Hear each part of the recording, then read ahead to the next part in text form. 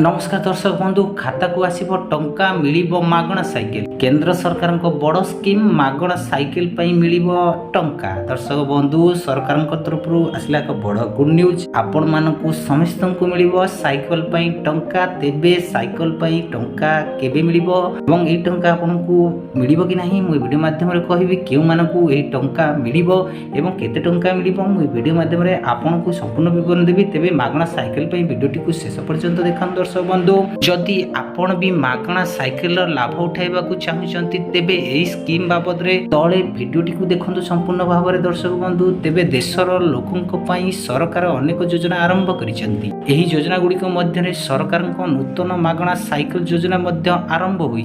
जदि आपण जने भारतीय नागरिक और श्रमिक तेबे सरकार को मागणा साइकिल योजना वर्तमान आपण को पई आरंभ होई। दर्शक बंधु जदि आपण माने जने भारतीय नागरिक तेबे आपण सरकार को मागणा साइकिल योजना रे बेनिफिट नहीं परिबे। तेबे ए मागणा साइकिल योजना रे आवेदन करिबा पई कोन कोन डॉक्यूमेंट्स आवश्यक एवं आपण ऑनलाइन ने एहा को किपरि भाबरे आवेदन करिवे एवं आपण ऑफलाइन ने किपरि भाबरे आवेदन करिवे एवं आवेदन कला परे आपण को केते दिन भीतर ए साइकिल रो पैसा मिलिबो तेबे ए योजनाटी कोन मु आपण को ए वीडियो माध्यम रे कहिबी। दर्शक बंधु ता पूर्व मु आपण को कहि रखुची भारतर प्रत्येक नागरिकन को ए मागणा साइकिल रो पैसा सरकार द्वारा मिलवा जाउची। तेबे बहुत जल्दी पैसा मिलिबो मु कहिबी आपनको केबे मिलिबो। दर्शक बंधु वर्तमान आपण सरकार योजना अधीन रे एक साइकिल पाई परिबे। एही योजना रे सरकार साइकिल किंबा साइकिल बाबद को 3000 टंका जोगाई देउचंती। एही योजनार लाभ उठाइबा को चाहुतबा व्यक्ति विशेष ऑनलाइन रे आवेदन करि परिबे। आज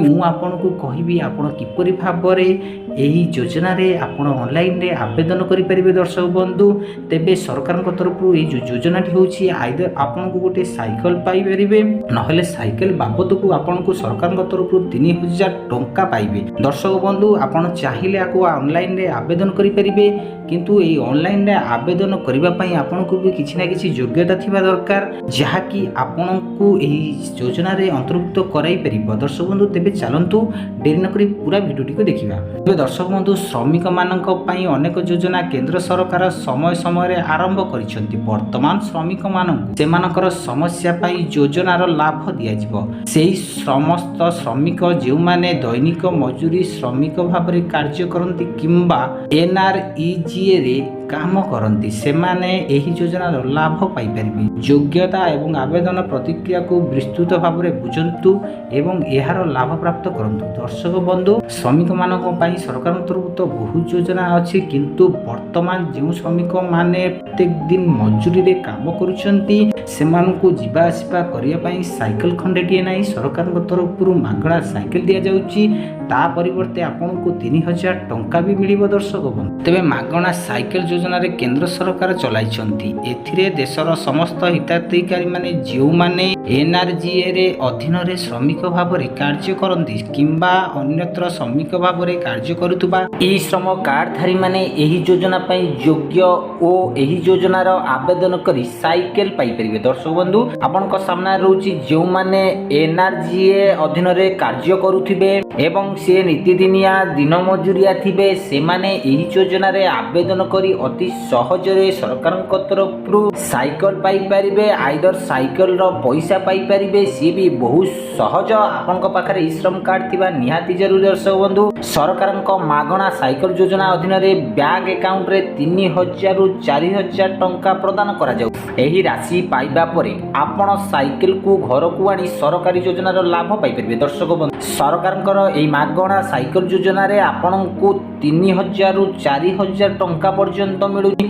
आपण चाहिले से 3000 रु 4000 टंका भितरे आपण गोटे साइकिल आनी आपणकर कर्म रे लगाई परिबे। दर्शक बंधु आइदर आपण को पैसा मिल जिवो नहले साइकिल भी मिल जिवो। दर्शक बंधु तेबे एही योजना रे सरकार साइकिल ऊपर सब्सिडी प्रदान करूछन। साइकिल को निजे किनिबा को पड़िबो एवं एही टंका केवल आपणक अकाउंट रे दिया जिवो अर्थात सरकार याकू डीबीटी प्रतिक्रिया माध्यम रे बैंक अकाउंट रे पाइबे। दर्शक बंधु एही जो योजनार स्कीम रो आपणकर पैसा साइकिल किनिबा पई सरकार तरफ आपणकर बैंक अकाउंट रे मिलिबो।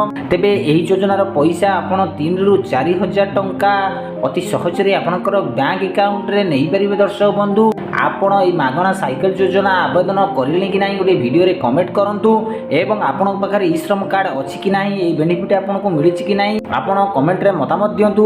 ତେବେ କର୍ମଚାରୀଙ୍କ ଦ୍ୱାରା ମାଗଣା ସାଇକେଲ ସ୍କିମ୍ ପାଇଁ ଆବେଦନ ଗୁଡ଼ିକ ବେଳେ ଅଫଲାଇନ୍ ମୋଡ଼ରେ ମାଧ୍ୟମରେ କରାଯିବ। ବର୍ତ୍ତମାନ ଯେଉଁଠାରେ NREGA କର୍ମକ୍ଷେତ୍ର ଗାଁ କିମ୍ବା ସହର ଠାରୁ କିଛି ଦୂରରେ ଅଛି ସେଠାରେ କେବଳ ଆବେଦନ କରାଯାଉଛି। ଶ୍ରମିକମାନେ ମାଗଣା ସାଇକେଲର ଲାଭ ପାଇବା ଠିକ୍ ସମୟରେ କର୍ମକ୍ଷେତ୍ରରେ ପହଞ୍ଚୁଛନ୍ତି କି ନାହିଁ ସେ ବାବଦରେ ହିତାଧିକାରୀ ସରକାରଙ୍କୁ ନିଶ୍ଚିତ କରିବେ। ଦର୍ଶକ ବନ୍ଧୁ, ଆପଣ ଯଦି ଏହି ସ୍କିମ୍ର ପଇସା ନେଇ ସାଇକେଲ କିଣିଛନ୍ତି କିମ୍ବା ଏହି ମାଗଣା ସ୍କିମ୍ ଯେଉଁ ମାଗଣା ସାଇକେଲ ଯୋଜନା ଅଛି ଏହି ଯୋଜନାରେ ଆପଣ ପଇସା ନେଇକି ସାଇକେଲ କିଣି ନାହାନ୍ତି ଏବଂ ଆପଣ ଆପଣଙ୍କ କାମରେ ଯାଉନାହାନ୍ତି, ତେବେ ସରକାର ଆ ପାଇଁ ବହୁତ ଗୁଡ଼ିଏ ଆଇନ ରଖିଛି ଯାହାକି ଆପଣଙ୍କୁ ସାଇକେଲ ବି ଫେରସ୍ତ କରିବାକୁ ପଡ଼ିବ।